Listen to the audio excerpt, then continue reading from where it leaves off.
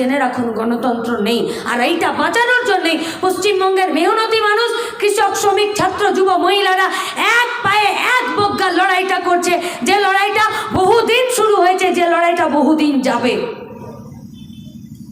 ওদের পায়ের নিচের থেকে জমি সরে গেছে, ওদের মানে ভাইপোর পিসির পায়ের নিচে জমিটা সরে গেছে, তাই পুলিশকে, ভিডিওকে নামিয়ে পঞ্চায়েতের ভোট লুট করেছে। পৌরসভার ভোট করার জন্য তাদের সাহস হচ্ছে না, কলেজে নির্বাচন বন্ধ করে রেখেছে, স্কুলের নির্বাচনগুলো করতে দেওয়ার জন্য কোনো রকম ফাঁক ফোকর খুলতে চাইছে না। সমবায় ব্যাংকে, সমবায় জায়গাগুলোতে যেটুকু নির্বাচন হচ্ছে, আমি তো বুক ঠুকে বলতে পারি তৃণমূল বিজেপির খাতা খুলছে না সেখানে। অর্ডিন্যান্স কোম্পানি, গান ফ্যাক্টরি থেকে শুরু করে যে সমস্ত কলকারখানা, কলিয়ারিগুলো আছে, যেখানে ট্রেড ইউনিয়নের ভোটগুলো হয়, সেখানেও কিন্তু তৃণমূল বিজেপির খাতা খুলছে না।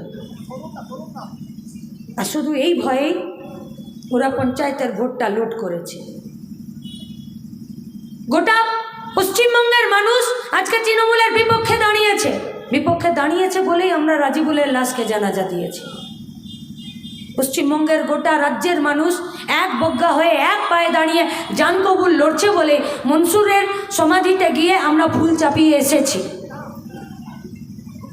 গোটা রাজ্যের মানুষ খেটে খাওয়া মেহনতি মানুষের পক্ষে লড়াই করছে বলেই রিন্টু শেখের বাড়িতে গিয়ে আজও আমরা তার বাচ্চার মেয়ে দুটো আর তার স্ত্রীর পাশে দাঁড়িয়ে সেখানকার পুলিশের কাছে বলছি যে যারা দিনের বেলায় প্রকাশ্য দিবালোকে খুন করে এখনও ঘুরে বেড়াচ্ছে, আর যে পুলিশ তাদেরকে ধরতে পারছে না, তার জন্য বিচারের রাস্তাতে আমরা আছি।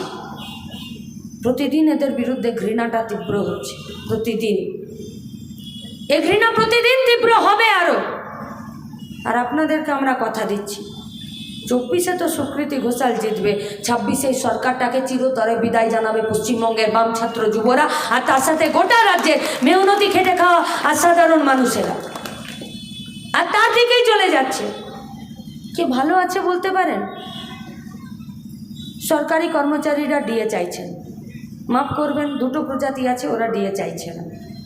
এক পুলিশ, এক বিডিও, সবার ডিএ চাই, এই দুই বেটার কিছুতেই ডিএ চায় না। কেন চায় না বোঝা যাচ্ছে না,